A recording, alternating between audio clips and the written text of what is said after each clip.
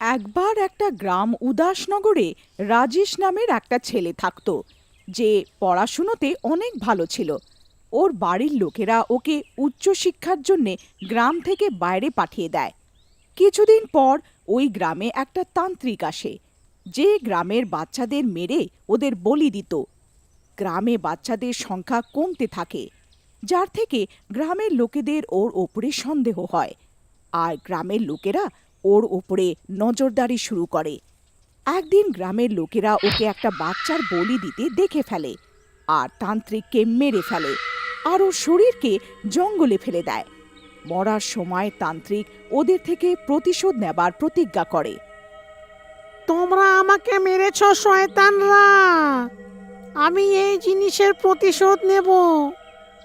আমি তোমাদের কাউকে ছাড়বো না। এরপর তান্ত্রিক মরে যায়, আর একটা ভয়ানক শয়তান হয়ে যায়। কিছুদিন পর শয়তান একটা সুপার ভাইরাস নামের অসুখ পুরো গ্রামে ছড়াতে থাকে।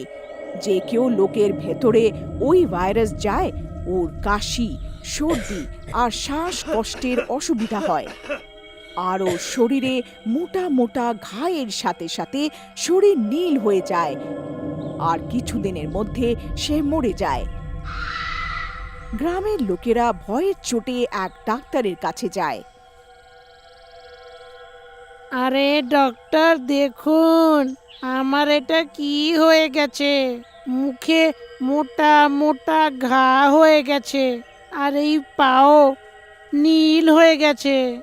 ডাক্তার সব পরীক্ষা করে। আরে এ কি ভাইরাস? একে তো আমি বুঝতেই পারছি না। আর এরম ভাইরাস আমি আগে কখনো দেখিনি, আর কোনো চিকিৎসাও নেই এর আমার কাছে। তুমি শহরে চলে যাও। আরে না না ডক্টর, আপনি এরম বলবেন না। যদি আপনি এইরম বলেন তো এরম কিভাবে চলবে? আপনি তো ভগবানের রূপ। দেখো ভাই, তুমি কথাটা তো ঠিকই বলছো, কিন্তু আমি কি করি?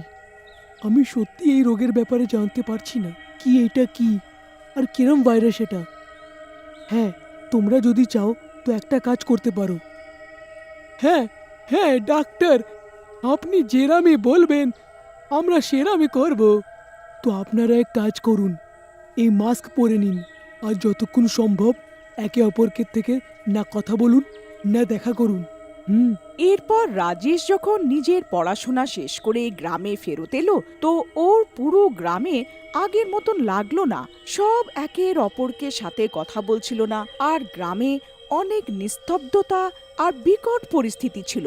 কিন্তু রাজেশের গ্রামে হওয়া ওই দুর্ঘটনার ব্যাপারে কিছু জানা ছিল না, যেটা এই সহজ সরল গ্রামবাসীদের জীবনই পাল্টে দিয়েছিল।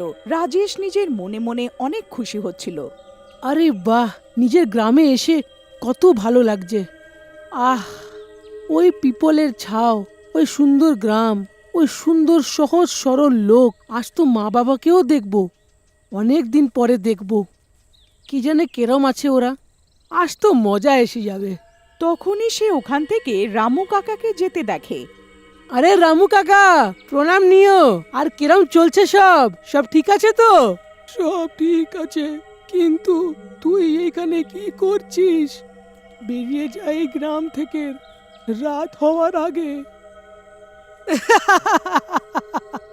রামু কাকা, মনে হচ্ছে আপনার মজা করার অভ্যেসটা আর গেলই না।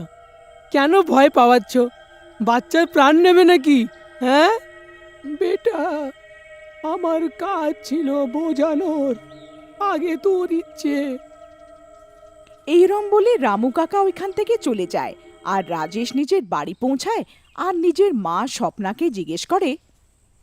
মা, এটা কি হচ্ছে? গ্রামের লোকেরা মাস্ক পরে ঘুরছে, আর কারুর সাথে কথাও বলছে না। বাবা, এখন তোকে আর কি বলি, এখানে কি হয়েছে? যখন তুই ছিলিস না তখন গ্রামের লোকেদের ওপরে কি কি ঘটেছে। তারপর স্বপ্না ওকে সব ব্যাপার বলে, যে কিভাবে তান্ত্রিক এলো, আর ও কিভাবে গ্রামের লোকেদের থেকে প্রতিশোধ নেবার কথা বলল। কথা শুনে রাজেশ হাসতে থাকে।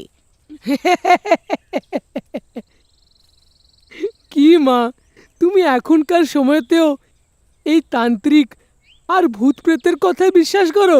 হ্যাঁ বাবা, এখন আমরা করতেও কি পারবো?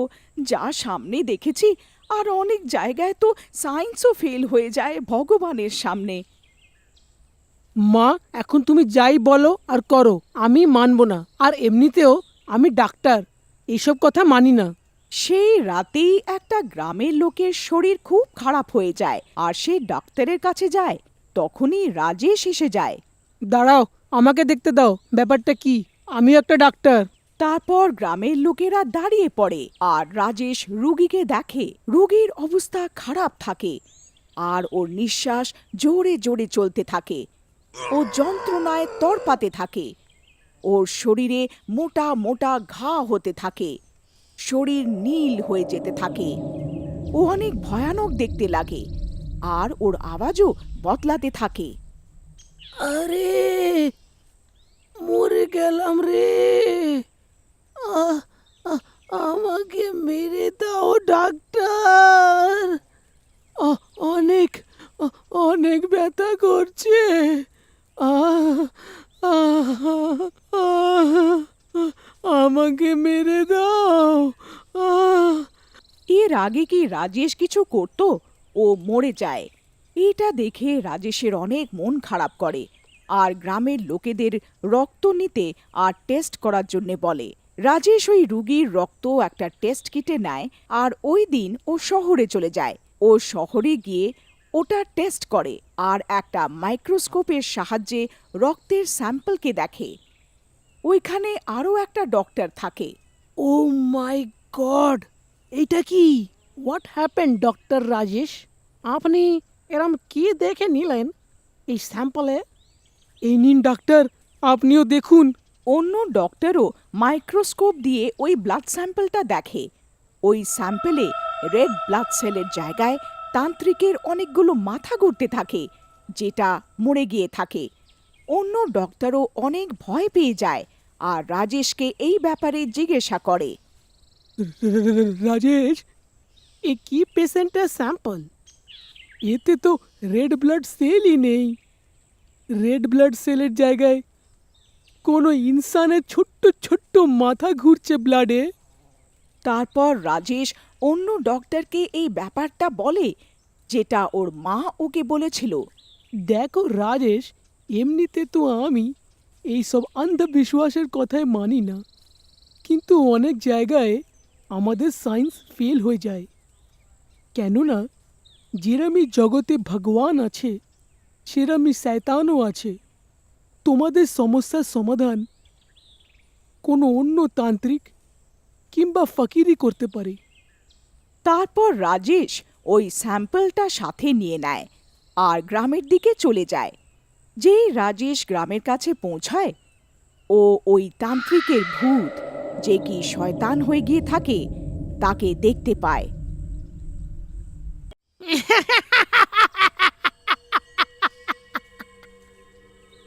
অনেক সাহসী ছেলে রে তুই।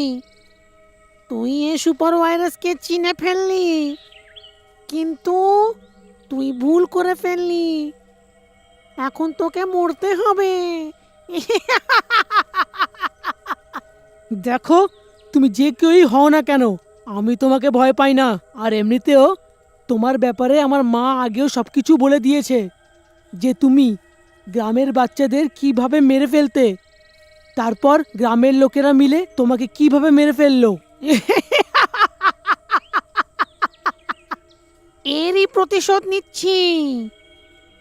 এই গ্রামে যেরাম আমি মরে গেছিলাম, ওরাম এই গ্রামেই এক এক লোকেদের মারবো।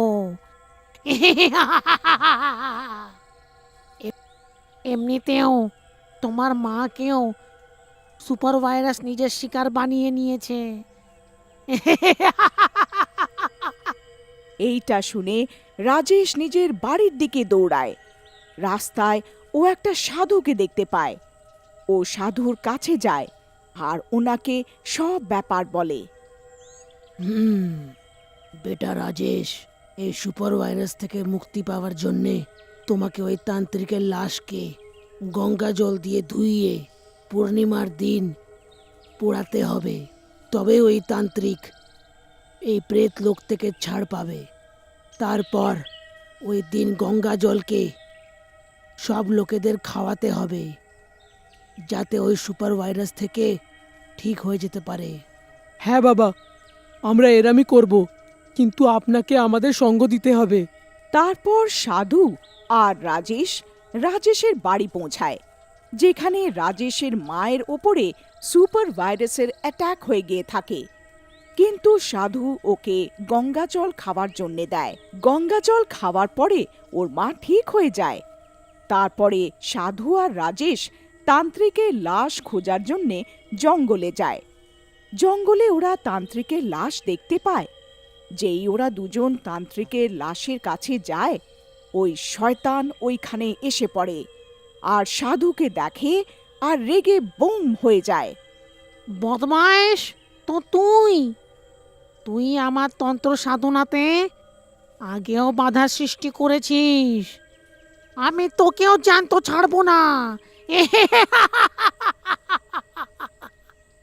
তান্ত্রিক, তুই কিরম সাধনা করেছিস?